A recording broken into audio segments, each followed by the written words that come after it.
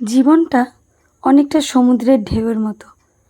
কখনো এক ঝটকায় সব কিছু নিয়ে চলে যায়, কারোর পায়ের ছাপ বা কারোর সাজানো বাড়ি। আবার পর মুহূর্তেই অনেক কিছু ফিরিয়ে দেয়।